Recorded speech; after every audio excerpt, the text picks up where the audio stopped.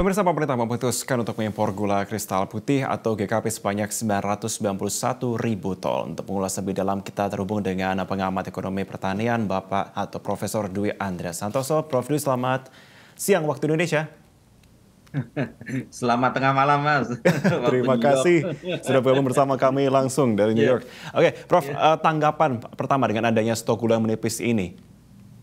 Ya, sudah barang tentu ini kalau menurut saya kebijakan kurang tepat ya, karena harus diaudit kembali terkait stok gula di Indonesia. Hmm. Karena apa? Karena untuk akhir tahun 2022 ini Mhm. diperkirakan itu tanpa rencana impor yang sebelumnya ya, itu diperkirakan ada 1,8 juta ton kan gula. Itu yang diproduksi oleh petani Indonesia.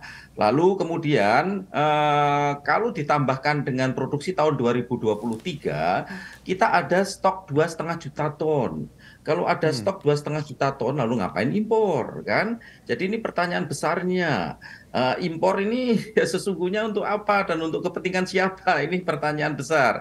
Karena apapun, impor ini sangat menguntungkan, Mas. Jadi impor ini sangat menguntungkan sudah barang tentu bagi kalangan-kalangan tertentu. Hmm. Tapi impor gula tersebut akan menghantam sedulur-sedulur tani kita yang bergerak di industri gula, di perkebunan tebu rakyat terutama.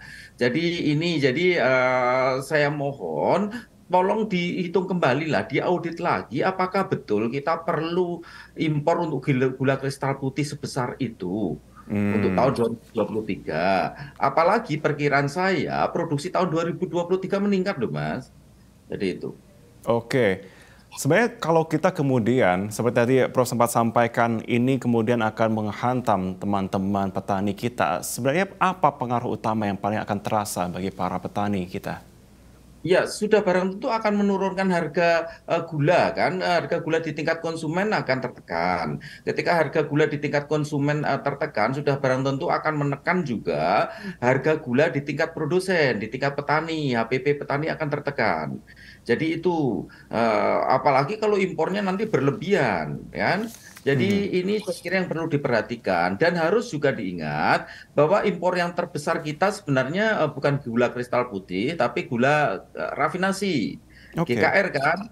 Nah, GKR ini kan sangat besar. Dan GKR ini kan kita sudah sering kali melihat bahwa GKR yang digunakan untuk perusahaan makanan dan minuman ini merembes juga ke pasar GKP, gula kristal putih, ke konsumen. Jadi ini yang juga harus diantisipasi dan diperhitungkan juga.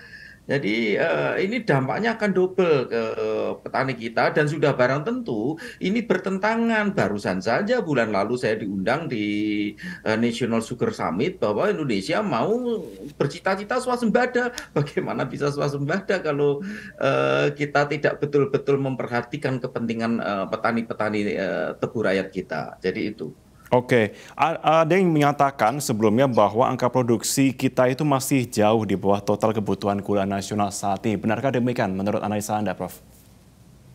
Gimana, Mas? Ada yang mengatakan bahwa angka produksi kita itu masih jauh di bawah total kebutuhan gula nasional yang sekitar kurang lebih 6 juta ton. Sehingga kemudian defisit tersebut dikatakan diperlukan dengan adanya impor gula tersebut. Benarkah demikian? Oh enggak juga, kita akan ada dua jenis gula ya. Yang satunya gula kristal putih yang kita konsumsi sehari-hari. Dan dalam kebijakan nasional kita, gula kristal putih itu hanya dipenuhi dari produksi dalam negeri. Sedangkan yang lainnya adalah gula kristal rafinasi. Gula kristal Mm-mm. rafinasi ini sebagian besar kita datangkan dari luar negeri. Nah, seringkali juga gula kristal rafinasi ini merembes juga ke gula kristal putih, kan? Nah, Mm-mm. berapa? Memang impor kita sangat besar, Mas. Sejak tahun 2017, 2018 sampai tahun kemarin data yang sudah ada, impor kita itu kita negara importer gula tertinggi di dunia. Kan yang Mm. tahun 2021 kemarin sudah 5,5 juta ton impor kita. Itu yang terutama yang terbesar adalah gula kristal rafinasi. Jadi jadi kalau kita perhitungkan apakah produksi kita mencukupi untuk memenuhi seluruh kebutuhan gula, Mhm. ya sudah barang tentu tidak. Tapi kalau untuk memenuhi kebutuhan gula kristal putih, ya kita sanggup kok, nggak ada masalah kalau hanya memenuhi kebutuhan gula kristal putih. Yang rencana diimpor oleh Kemendak kan gula kristal putih loh Mas, kalau Iya. dari berita, ya kan? Padahal kita Jadi juga itu aman ya untuk gula kristal putih atau gula aman, konsumsi dan gula kristal rafinasinya. putih. Iya, gula kristal putih itu aman sebenarnya, nggak ada masalah diproduksi dari petani dalam negeri. Jadi itu dan memang kebijakan impor ini sebenarnya yang berperan cukup penting atau teramat penting mengapa kok terjadi penurunan produksi dari petani-petani gula kita. Karena apa? Ketika petani ini dihadapkan dengan harga gula internasional, sudah barang tentu akan sangat sulit bersaing. Sebagai Mhm. contoh saja ya Mas ya, tahun 2020, kalau saya menggunakan data 2020, Oke. berapa biaya untuk memproduksi gula kristal putih kalau kita raw sugar-nya kita impor itu hanya 6.700, bisa dibayangkan Mas, 6.700 untuk menghasilkan 1 kilogram gula kristal putih. Dengan Hmm. apa? Dengan cara mengimpor raw sugar-nya dari luar negeri kan. Nah, padahal harga gula di saat tahun 2020 itu sudah 14.000. Bisa dibayangkan keuntungan yang luar biasa besar diperoleh dari impor. Dan itu kan amat sangat menarik banyak orang. Nah, Ketika amat sangat menarik banyak orang, sudah barang tentu yang berkepentingan juga berusaha bagaimana impor ini tetap terus dilaksanakan. Karena ada keuntungan luar biasa besar di sana. Dan oke. siapa yang dikorbankan dari impor ya sudah barang itu sedulur tani lah yang akan menekan harga gula di tingkat usaha tani kan. Jadi itu yang perlu betul-betul diperhatikan sehingga tidak nyambung antara keinginan besar pemerintah untuk swasembada gula dan kebijakan impor, kebijakan dari Kementerian Perdagangan. Jadi ini Oke. masalah. Kalau industri pengolahan dari raw sugar dari tempat kita sendiri kemudian diolah menjadi gula, baik itu gula kristal putih maupun juga rafinasi di Indonesia, apakah cukup begitu? Oh, amat sangat mencukupi. Di masa presiden sebelumnya, di masa Pak SBY, kita mendirikan 11 pabrik gula baru, Mas. Dari 11 pabrik gula baru tersebut, didirikannya di mana? Di dekat pelabuhan, bukan di petani, tidak punya lahan. Lalu untuk apa pabrik gula tersebut? Ya untuk impor raw sugar. Mhm. Jadi amat sangat mencukupi kalau dari sisi itu, nggak ada masalah sama sekali. Jadi Kemudian, itulah. oke. Jadi yang amat sangat diperlukan political will dari pemerintah terkait ini semua. Sehingga kita bisa swasembada gula lagi karena swasembada pernah kok sebelum tahun 1994 itu kita swasembada gula kan. Iya.